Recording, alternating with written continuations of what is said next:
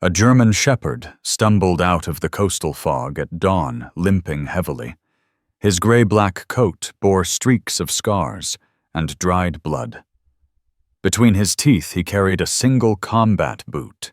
Its laces were torn leather dark with thick, dried crimson. He shouldn't have been here. No one expected him at the gate of the U.S. Marine Base in Seabrook, North Carolina, yet in his amber eyes burned a message no words could carry. Beyond the blackened forest, far from safety, a squad of Marines lay missing their fates, swallowed by silence. But this dog remembered.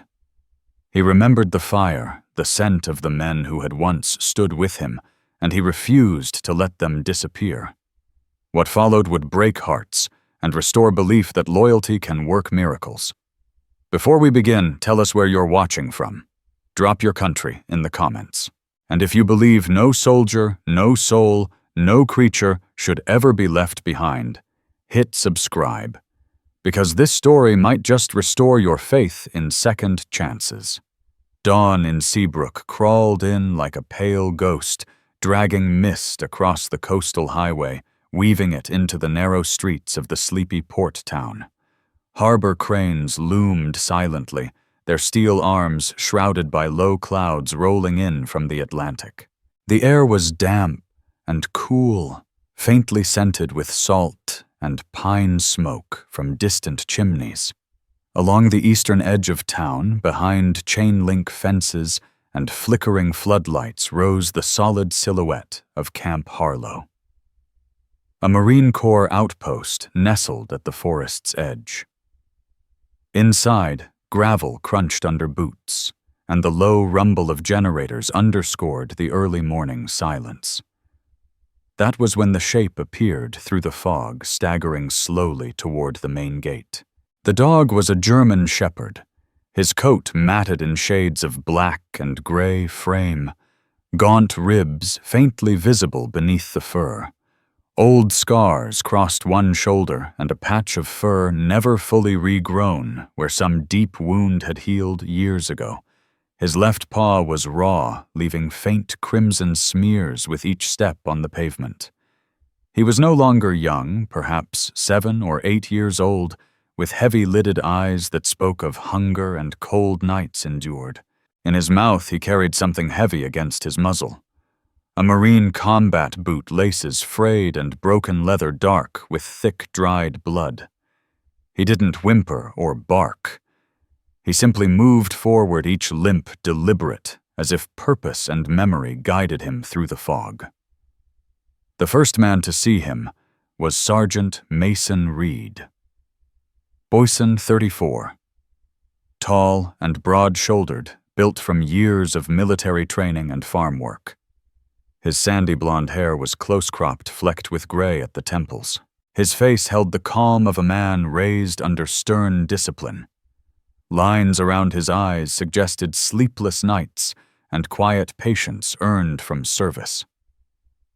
Mason had grown up on the outskirts of Raleigh, the son of a mechanic who drilled duty and steadiness into him. He had enlisted young, finding in the Marines a family and structure after losing his mother in a car accident at 16. Those years had left him thoughtful, reserved, a man who spoke little, but listened carefully. At the gate, in his pressed duty uniform, Mason sipped cooling coffee from a battered steel cup when he noticed the shadow moving through the mist. His hand instinctively drifted to his sidearm, then froze when he recognized the dog's staggering gait. The shepherd drew closer until the yellow guard lights fully revealed him.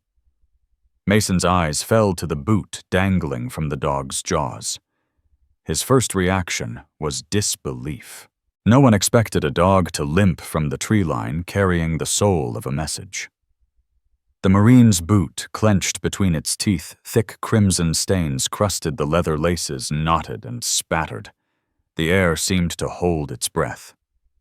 Jesus, Mason muttered under his breath. He straightened, voice sharp now. Gatehouse, get me. Captain Grant, Boone now. Inside the command post, monitors glowed the digital duty board, humming softly. Captain Grant Boone, officer in charge that morning, was already reviewing reports. Grant, 42, tall and lean, carried presence even when still. His face angular, weathered from years of service hair, a neat dark brown with streaks of silver at the temples. He was a quiet, measured leader, decisive when needed. A roadside blast in Kandahar had tempered his youth, leaving him cautious with the lives under his command. His men respected him. When Mason called, Grant stepped briskly to the gate boots, striking with deliberate rhythm. He emerged into the mist and froze beside Mason.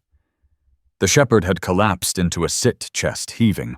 The boot fell at Mason's feet with a dull, sodden thump.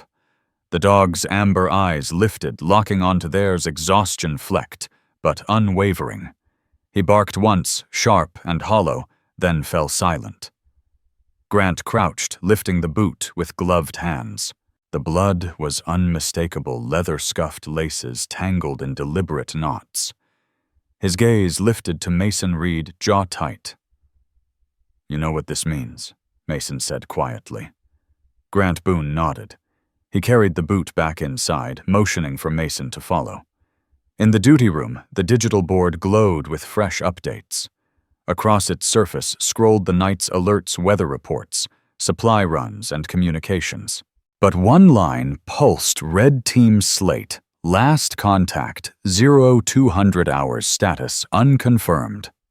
6 names listed below, each tagged with an amber icon. Among them, Lance Corporal Miguel Cruz. Cruz had been a quiet young Marine, 24 son of migrant workers from Texas. Broad-faced with earnest brown eyes and a habit of keeping photos of his sisters tucked into his vest, he had joined the Corps out of duty and a desire to prove himself. Steady under pressure, rarely loud, he anchored his squad with his presence. Seeing his name glow amber on the screen struck Grant with a cold weight. The room grew tense. Officers leaned closer to the board, murmuring quietly. Outside the doorway, Rex lay with his head resting on his paws, the old scar on his shoulder visible in the dim light. Mason watched him silently. He had seen dogs in combat zones before, trained to sniff explosives loyal to a fault. But there was something different here. This wasn't a dog carrying scraps or seeking food. He had dragged a boot through the forest and across gravel roads to reach them. That kind of persistence spoke of memory of intent. Grant finally spoke, voice-measured eyes fixed on the boot. Team Slate went dark in the coastal forest 15 miles out, no contact for 3 hours. And this, he gestured to the boot, the stains, the knots, and the frayed laces. This is no coincidence. No one argued. The silence was enough. The duty board hummed, casting its red glow across the faces in the room. Outside, dawn pressed against the mist-pale sunlight, struggling to break through. Rex lay motionless except for the faint rise and fall of his chest.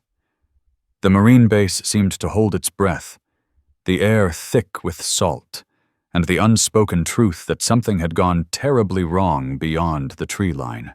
For Mason, the moment crystallized.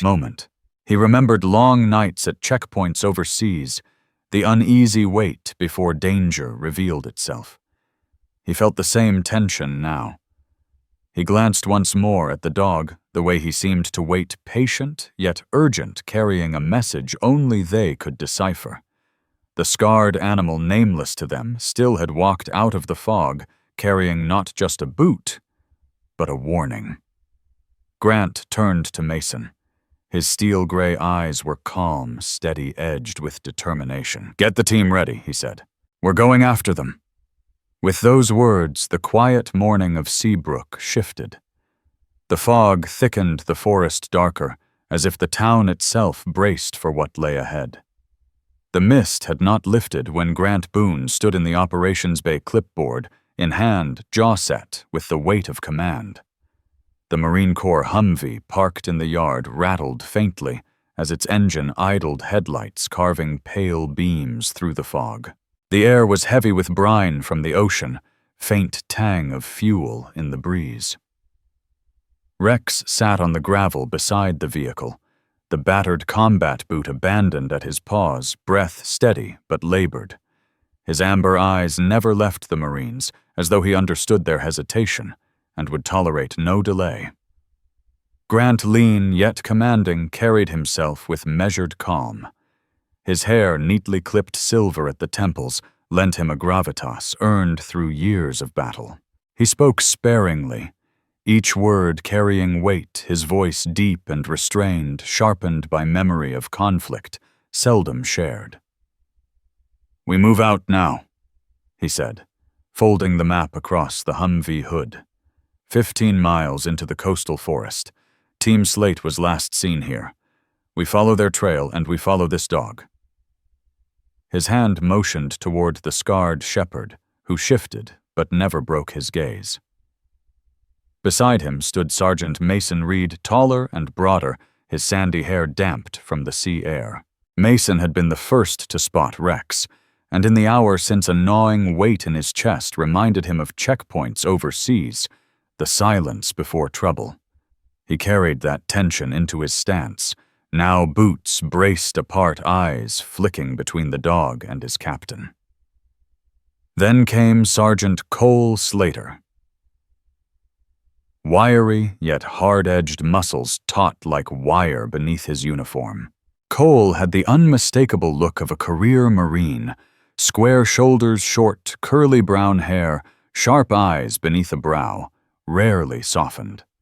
His clean-shaven face bore faint shrapnel scars from years past, and though he spoke little of ambushes in foreign deserts, his intensity and unyielding presence unsettled younger Marines. Those who had served alongside him knew he carried ghosts. Fellow Marines lost in deserts across the world, men he still saw in restless sleep. This morning, he stood rigid, checking his rifle with deliberate focus, never glancing at the others. The last to join them was Private First Class Ryan Pike, just 22. His uniform still crisp frame, lanky, but not yet hardened by years of field work.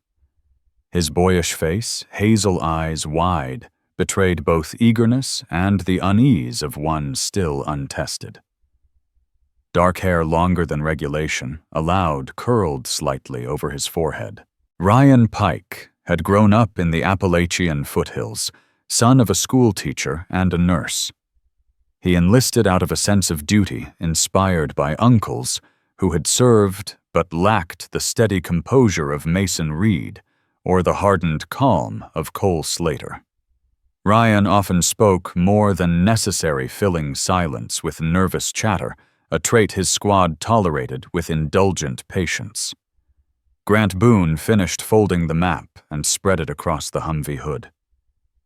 Fireline is here. The forest scarred the blaze from 7 years back runs this way. Team Slate's trail cut into that sector.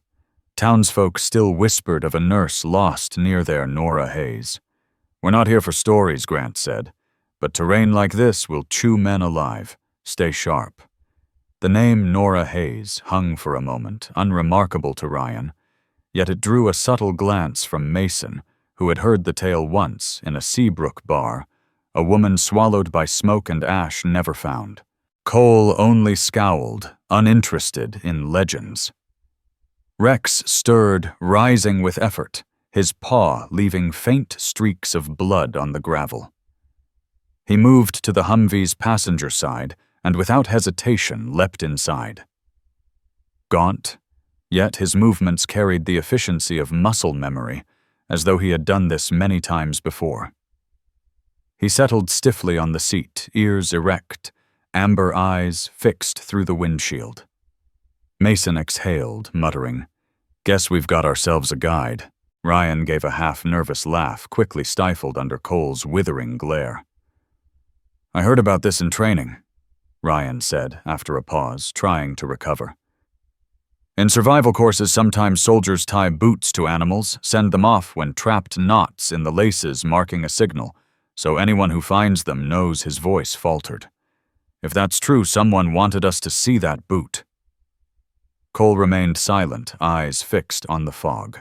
His thoughts drifted back to Fallujah, to the night he lost 3 men in a firefight that never should have happened. They had called for help, but the radio was dead. All that remained after was silence in the desert wind.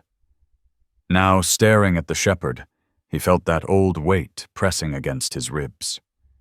He gripped his rifle strap tighter, as though it were an anchor. Grant climbed into the driver's seat, Mason beside him, Ryan and Cole in the back. The Humvee lurched forward, tires crunching gravel as they rolled out into the fog. Seabrook passed in muted glimpses, shuttered diners, fishing boats, rocking against the tide, a lighthouse barely visible in the morning haze.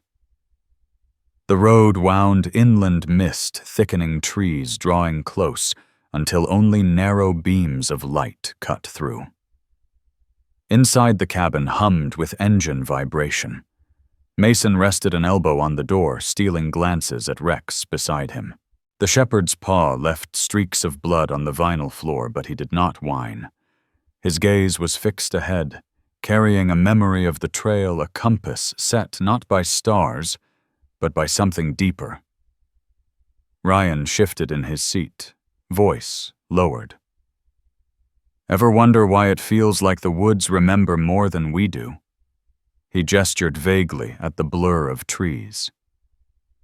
Like they hold on to stories long after people forget. Mason replied, briefly. Woods holds silence. Pike. Men fill it with whatever they can't explain, Ryan murmured, quiet now.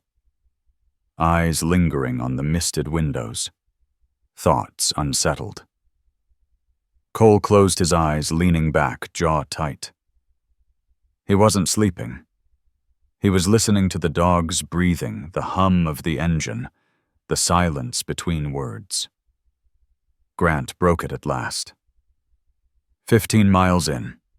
The burn scar from the fire will be obvious. Charred trunks, deadfall everywhere. We'll stop there, reassess, stay sharp. Lives in Team Slate may hang on the pace we keep. Rex shifted, pressing his muzzle briefly against Mason's arm before lifting his head. Ears pricked. Mason studied him, muttering just loud enough for Grant to hear. This one isn't just wandering. He's retracing something the captain said, nothing eyes in the rearview meeting Mason's. Both men understood. As the Humvee rattled deeper into the trees, Seabrook disappeared, swallowed by mist and memory. The road narrowed, shadows thickened. The forest burned years ago, still bore scars, blackened trunks, standing like gravestones, branches clawing at the fog. Rex sat tall beside Mason, silent, relentless, as though waiting for this journey all along. The Humvee rumbled over cracked asphalt, giving way to dirt-heavy tires, spitting stones as mist thinned. Seabrook lay far behind, last echoes of the harbor fading into silence. Ahead stretched the scarred land that townsfolk still spoke of in hushed tones, a forest burned to its bones 7 years ago, when lightning sparked a blaze swallowing thousands of acres. Even time hadn't healed the land. Blackened trunks rose like skeletal fingers, branches stripped bare. Ash clung to soil, turning the ground permanent gray. The vehicle halted where the road vanished into charred undergrowth. Grant cut the engine. Sudden silence broken only by the ticking of cooling metal. Smoke from a distant campfire drifted faintly on the breeze, a phantom scent stirring unease. Rex leapt down, first landing stiffly but upright. Ears flicked forward, ribs visible as he stretched, yet his posture remained alert, purposeful. Rex pressed into the wasteland without hesitation, muzzle low, tail stiff, like a compass needle pointing unerringly forward. Sergeant Mason Reed stepped out, scanning the horizon. The tall Marine adjusted the strap of his rifle, eyes narrowing as he took in the skeletal grove. Mason had moved through forests before, jungles that swallowed sound in Southeast Asia deserts where scrub and stone left men exposed. But this place felt different. The silence unsettled him, the kind that suggested the land itself remembered suffering. He thought of Miguel Cruz, then his easy smile when cleaning his weapon in the barracks, and felt his stomach twist. Ryan Pike followed boots crunching ash. The young private's hazel eyes darted between the trees, jaw tight. "It looks like a graveyard," he murmured, voice too loud in the emptiness. His lanky frame seemed out of place in the haunted terrain, like a boy stepping into a nightmare he wasn't ready for. Ryan's words carried both awe and fear. He had grown up with stories of forest fires, but had never walked through the bones of one. From the back, Sergeant Cole Slater slung his rifle-wiry frame taut with tension, scanning the tree line with sharp brown eyes. He had seen destruction before, sandstorms burying convoys, villages turned to rubble, but this sight hit differently. Fire left scars that never healed, just like war. He said nothing, exhaling slowly, face unreadable. Rex stopped abruptly, ahead, pawing at the ground. Mason and Grant moved closer, boots sinking into brittle ash. At first it looked like nothing more than a dark scrap tangled in weeds. Mason crouched, glove fingers brushing it free. His breath hitched as he pulled up the object, a torn piece of body armor, edges blackened fabric, stiff with dried blood and mud. The stench was faint, but unmistakable. Grant's eyes hardened as Mason turned it over. Across the warped surface was a scorched rectangle of metal barely clinging to its mount. He brushed it with his thumb, revealing letters etched into steel M. Cruz. Ryan flinched, stepping back, words spilling in a rush. "We're following a stray into a burned graveyard, and now this, for all we know, that dog dragged it from some junk heap." His voice trembled, not with anger, but fear, the kind that gnawed at new Marines when reality loomed too close. Mason straightened, square jaw set. He thrust the scorched tag toward Ryan, voice sharp. No one knots a boot like that for nothing. No one leaves their armor here unless something went wrong. This dog didn't wander. He brought it here. This is a message." Silence followed heavy. Even Ryan, restless, quieted the weight of the artifact, undeniable. Cole finally spoke, tone-flat eyes fixed on the black horizon. "Messages aren't gone. Cruz isn't here.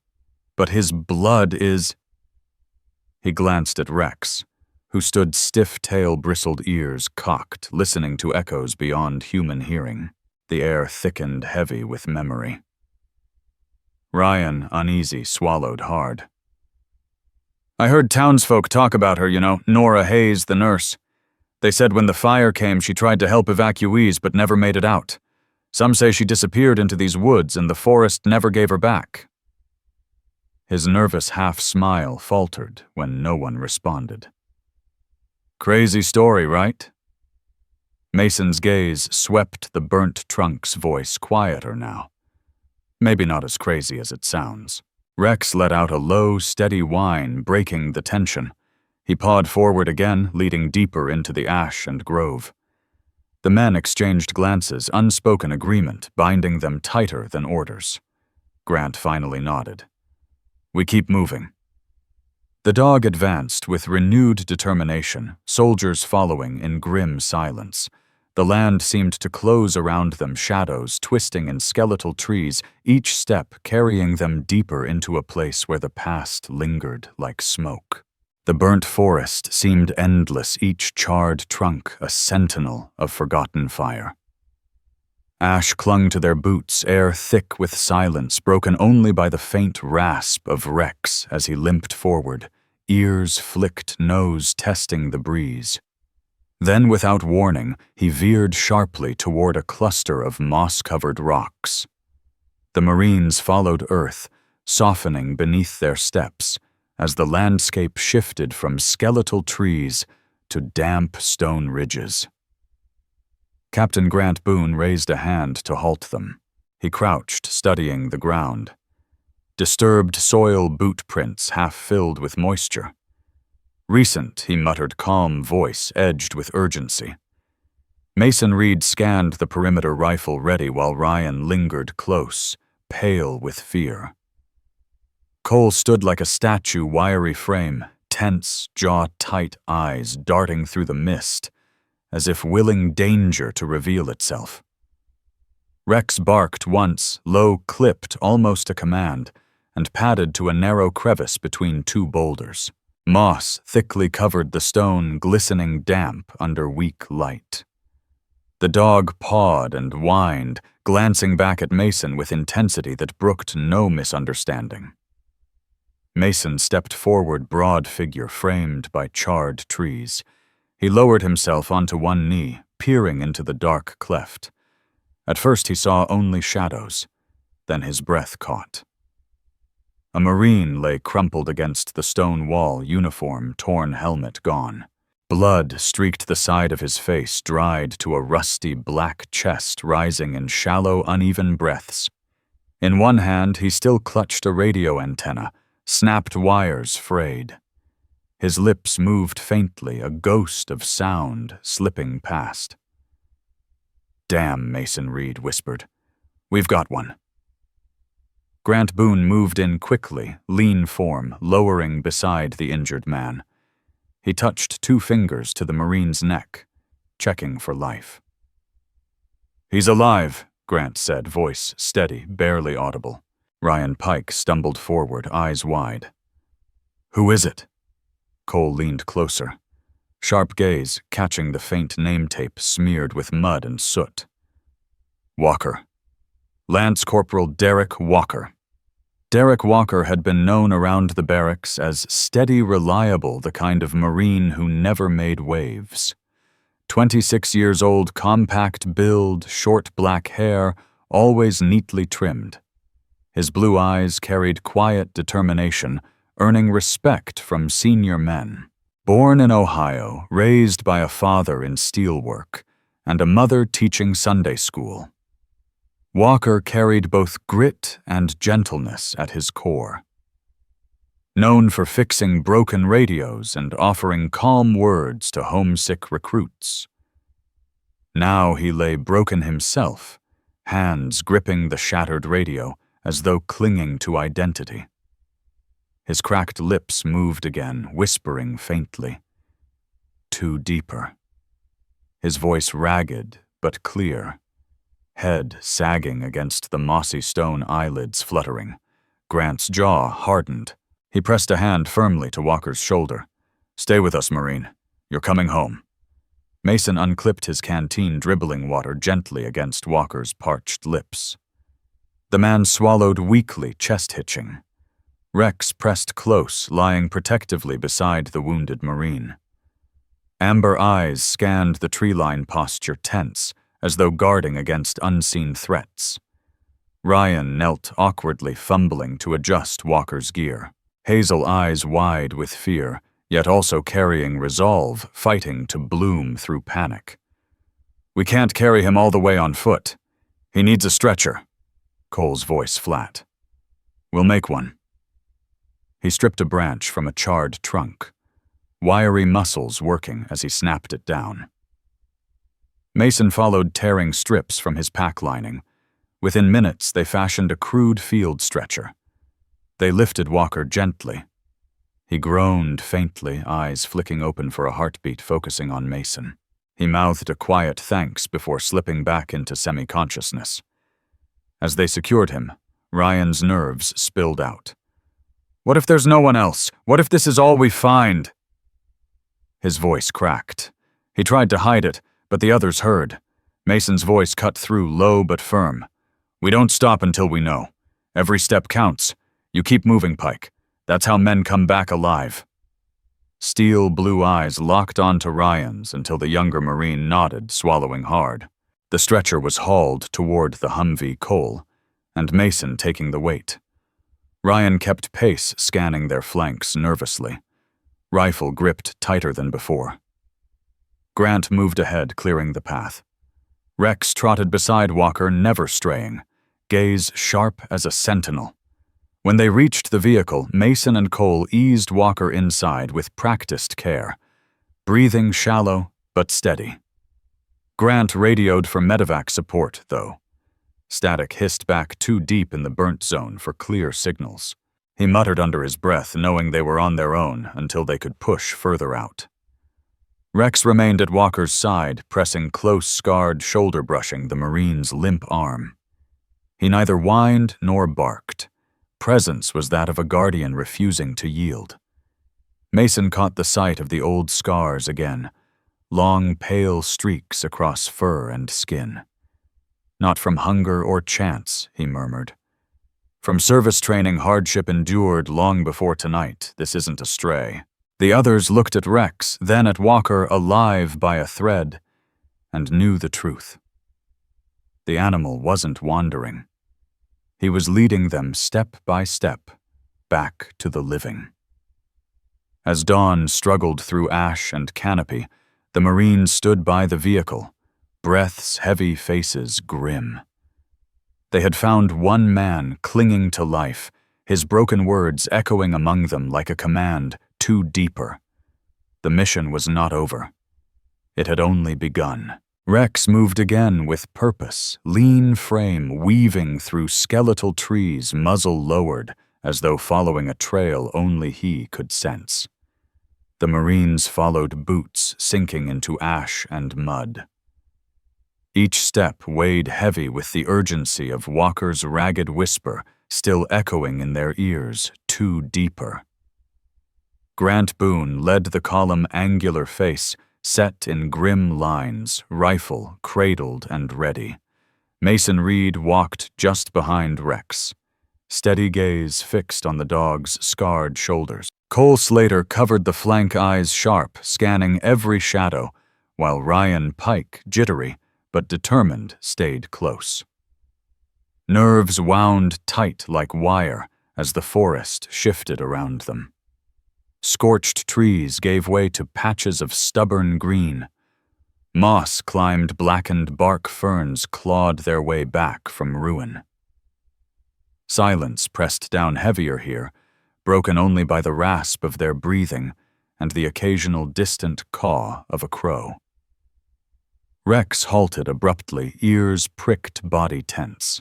He gave a low, warning growl and padded toward a clearing where something man-made broke the monotony of ash and earth. A cabin, or what remained of one. Once it might have been a logger's outpost or a hunter's retreat, but fire and time had stripped it bare. The roof sagged, shingles curled and broken. Walls leaned precariously as though a strong wind might topple them. The doorway gaped open, frame splintered, and across the rotting wood were fresh gouges, deep scratches not made by age or weather. Mason's stomach tightened. Those marks were recent desperate hands or claws. Ryan swallowed hard, voice breaking the hush. "This place. It feels wrong." He shivered. Hazel eyes wide, clutching his rifle tighter. Grant raised a hand for silence, voice low, firm, "Stay sharp." Inside could be evidence. Or worse. Rex padded forward, nose low, then froze at the threshold. Hackles raised, but he did not bark. Instead, he stepped aside, glancing at Mason, as if insisting they see for themselves. Mason went first, tall frame, ducking under the sagging doorway. The air inside was stale, thick with wrought iron and mildew. Shafts of gray light filtered through roof gaps, illuminating dust motes dancing in the gloom. Against the far wall sat a chair iron bolted to the warped floor, its back stained straps hanging loose, dark with something dried and foul. Nearby coiled rope lay discarded, stiff with grime. On the ground, a pair of torn combat gloves, palms shredded fingertips caked in mud. Cole entered next wiry body moving with quiet efficiency. He scanned the corners, jaw clenched. "This isn't a shelter," he muttered flatly. "It's a cage." Ryan hesitated at the door, then stepped in boots creaking on warped boards. Breath caught when his eyes fell on the chair. God, someone was tied here. He turned away quickly, face pale, trying to smother the image. Mason crouched near the wall, gloved hand brushing through debris. He pulled up a fragment of fabric edges scorched. Military issue weave, unmistakable. Across its torn surface, a half-burnt name, stenciled faintly Cruise. Mason's throat tightened. He held it up silently. Recognition weighed heavily on the group. Grant's eyes hardened. He stepped inside fully boots pressing against damp boards. Crouching near the floor, trained gaze sweeping dirt and ash, he traced faint impressions. Footprints overlapping some heavy worn boots, like those issued from Marine Supply. Mixed among them were larger civilian treads, uneven and worn thin. He muttered quietly to himself, "Not one man." Whoever left these had experience, knew how to use what they found. Cole scowled, kicking lightly at the ropes on the floor. "They've done this before," he said. Rex lifted his head, ears twitching. Amber eyes glowed faintly in dim light. Every line of his gaunt frame coiled in tension. He was listening, perhaps remembering, perhaps bracing for what came next. Mason caught his gaze and felt for a moment that the animal carried knowledge too heavy for words. Ryan, unable to shake the oppressive silence, muttered nervously, "Maybe this is where Cruz was held. Maybe he's still—" His voice faltered, leaving the thought unfinished. Grant rose, brushing dust from gloves. Voice steady, decisive. "This confirms it. Cruz was here. Team Slate was here. But we're not done until we find the rest." He glanced at Rex, then Mason. "Our guide hasn't finished." Outside, the wind shifted through the ruined forest, carrying the faint cry of a crow. The Marine stepped back into gray daylight, leaving behind the rotting cabin and its grim evidence. Rex padded ahead, glancing once over his scarred shoulder, reminding them the trail was not over. The air shifted wind, rattling blackened branches, metallic tang of rust, and damp soil drifting. The shepherd froze, mid-step frame rigid, ears pricked high. A low, resonant sound came from his chest.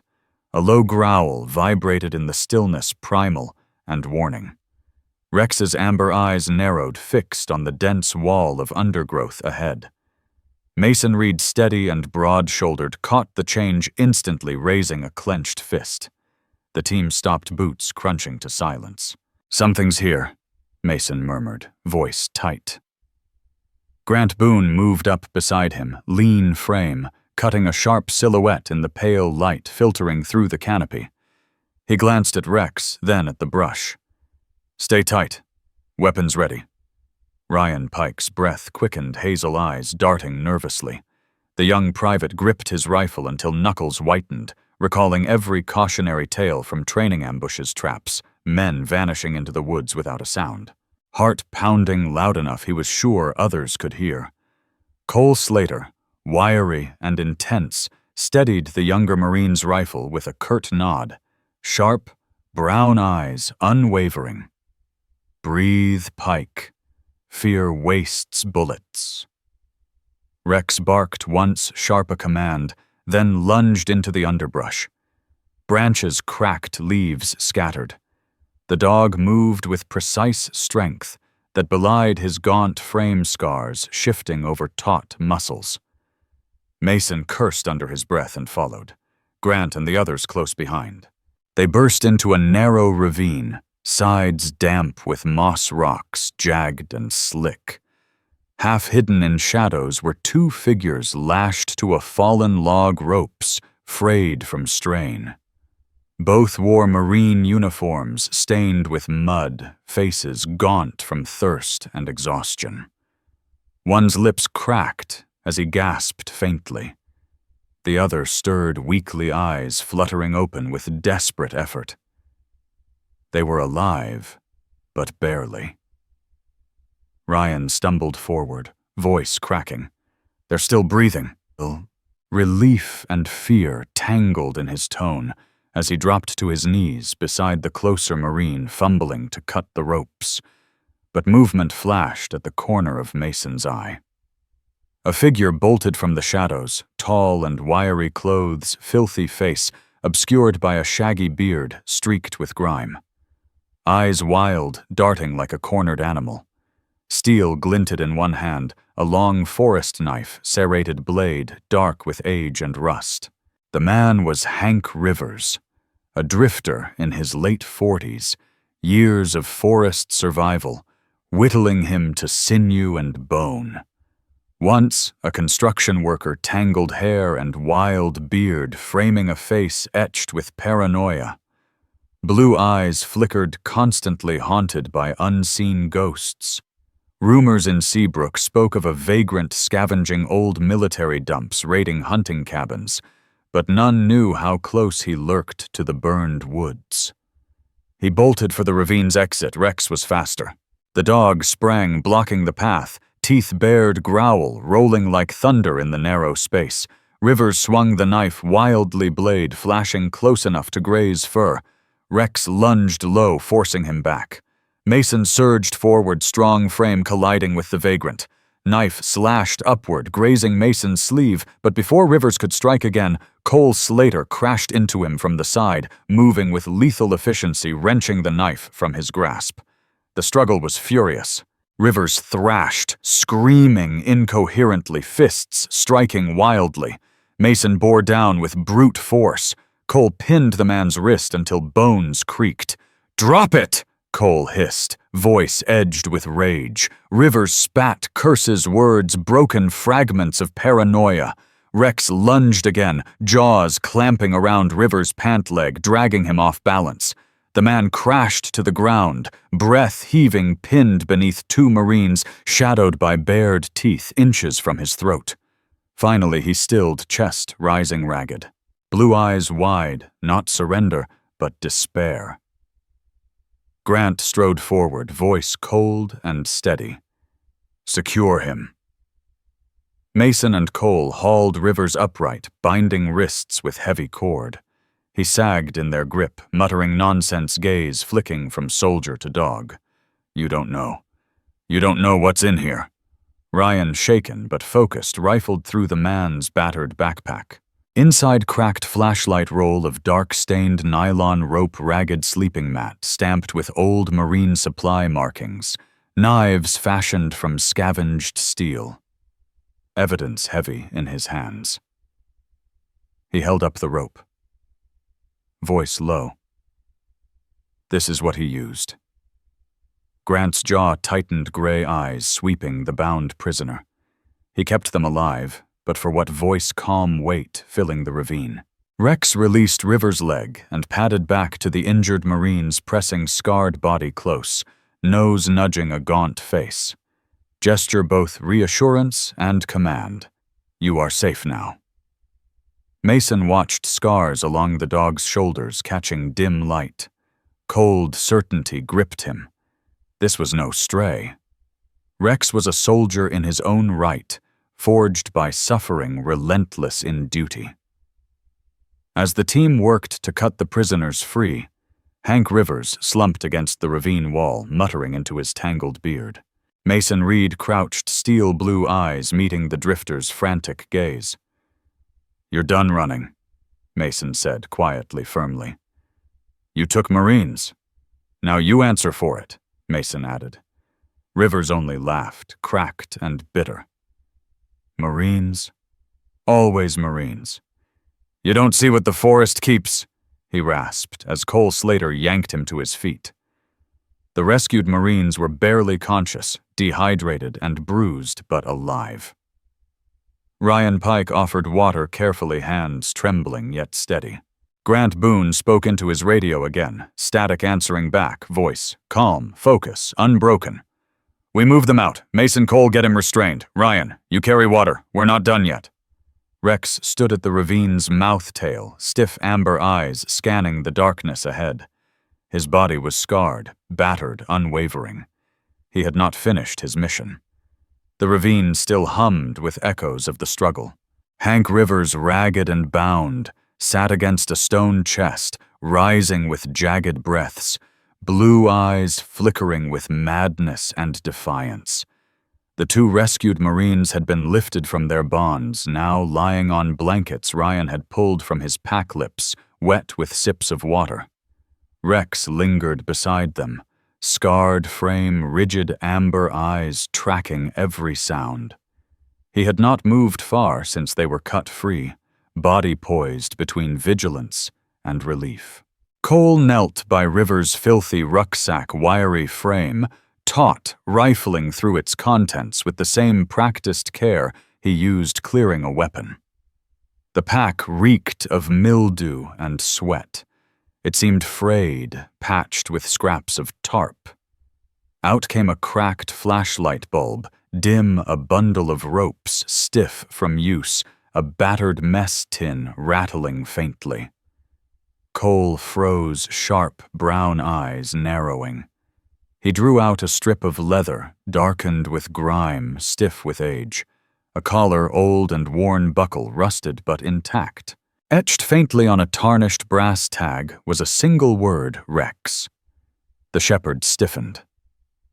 Silent until then, at the sound of the tag clinking against Cole's glove, Rex's ears shot erect tail, twitching once before going still. He stepped forward slow. Cautious eyes locked on the collar. Cole turned it in his hands, voice quiet, but edged with gravity.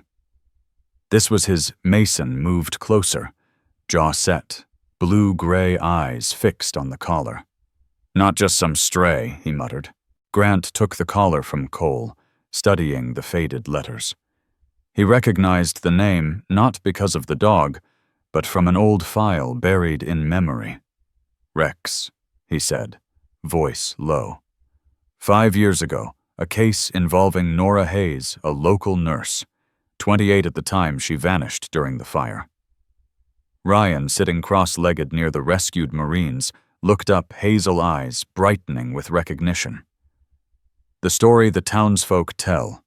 She went into the fire to help evacuees and never returned." Grant nodded once. Gaze heavy. It wasn't just rumor. Reports placed Hayes near the burn line. She had owned a German shepherd registered name Rex.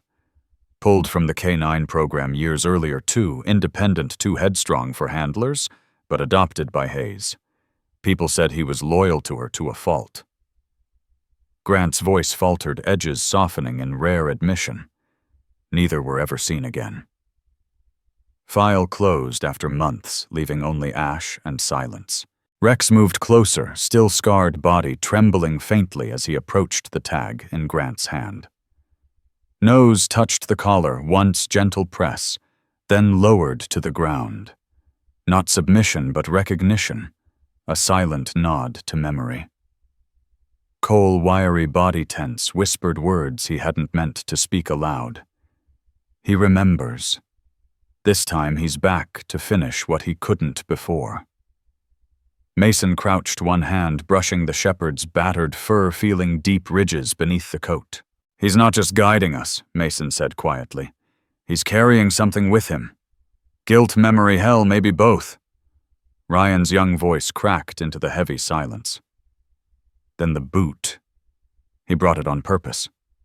He dragged it here to show them. Hazel eyes widened, earlier doubts giving way to awe. Rex had gone all the way to the base just to make them follow. Grant closed his fist around the collar face. Unreadable steel-gray eyes filled with something rarely seen reverence. Rex was not lost. He was leading. The shepherd raised his head at the sound of his name, ears twitching. For the first time, amber eyes softened. No longer just the hard glint of survival, but a quiet glow of belonging. He pressed his muzzle briefly against Grant's leg, then turned toward the path stretching deeper into the woods. Marines exchanged glances, truth unspoken, but heavy among them. This animal, once dismissed as a stray, had carried a boot across miles of forest, had found Derek Walker in the moss, had guarded the broken Team Slate Marines, and now bore the weight of 5 years of silence. And as the collar lay warm in Grant Boone's hand, they knew this was no longer just a mission to retrieve missing soldiers. It was a mission that Rex himself had chosen, born from loyalty that had outlived fire and death. The winds sighed through the ravine, stirring ash into faint spirals. The dog, Rex, now not Stray, stepped forward, waiting for them to follow. Helicopter blades thundered above the ravine, sending ash spiraling like gray ghosts. The stretchered Marines' faces' pale lips, cracked but alive, were hoisted into the bird's belly. Medics worked swiftly, green fatigue stained with urgency of triage. The downdraft flattened the shepherd's fur, yet he did not flinch. He stood steady, scarred frame braced, amber eyes following every lift, as though refusing to rest until the last man was airborne. Grant Boone, lean and still as stone, saluted as the helicopter rose, noise fading into the distance until silence reclaimed the forest. 3 men lived where none were expected, and it was because of the dog who stood at their side. Hank Rivers, the drifter who had haunted these woods, was dragged back in restraints by military police, summoned to the edge of the burn zone. One of the MPs, Corporal Sarah Lane, broad-shouldered with dark hair tucked under her cap and eyes sharp from years of patrol duty, watched Rivers with visible disdain.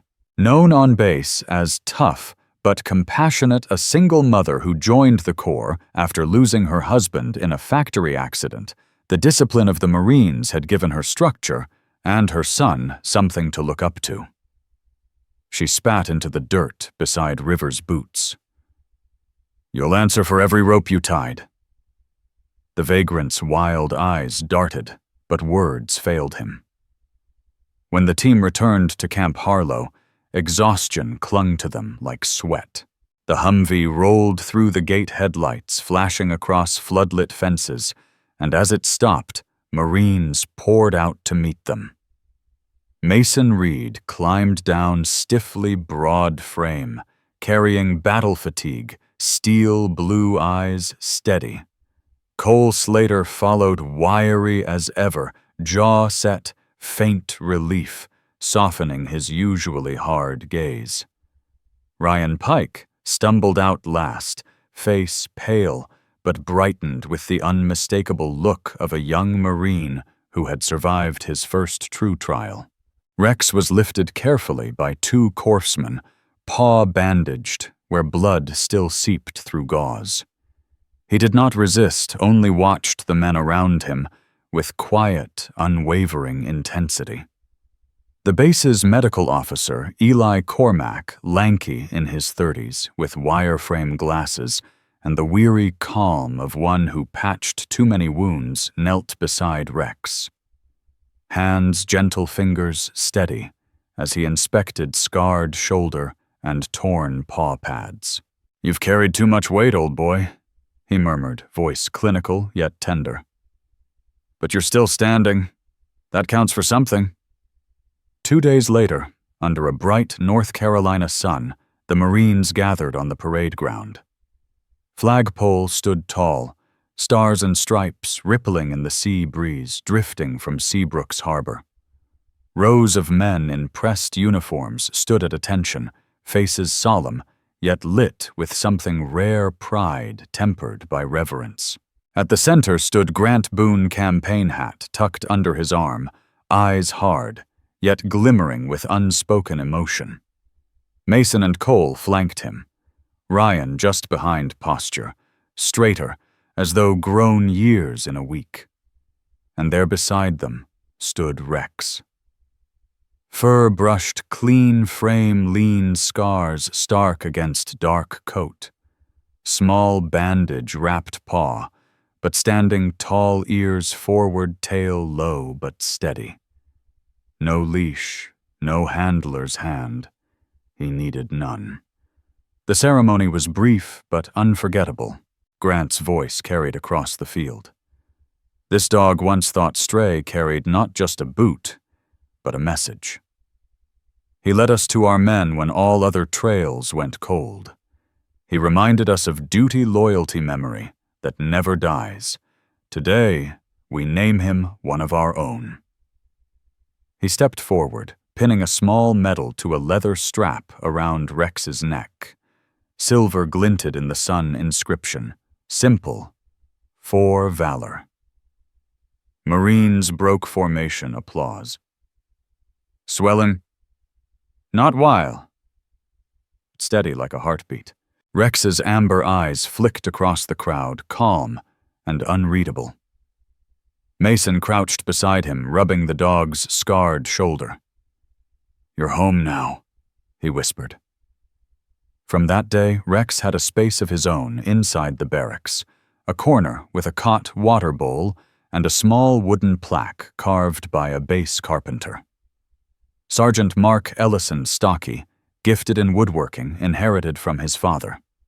The plaque read simply, Rex the Guardian. But Rex was not confined. Every dawn, as mist rolled over Seabrook's harbor and gulls cried from the docks, he rose silently from his cot, padded through the base, paused on gravel, then stepped beyond the fence line into the clearing where the burned forest began. There, he would sit, amber eyes fixed on blackened trees. For long minutes, unmoving, as if searching for a figure lost to smoke and ash 5 years before. Perhaps he remembered Nora Hayes, the nurse who had been his first bond. Perhaps he carried memory not of words, but of scent of fire, of loyalty unresolved. When the sun broke the horizon, he would rise, turn back and trot toward the gate where Mason often stood watch. The big sergeant would greet him with a nod, sometimes a quiet word, and Rex would settle beside him, tail giving a soft thump against the gravel. He didn't need orders or commands. He stood like any other Marine guarding his post. Rex was no longer just a survivor of fire or a stray carrying ghosts.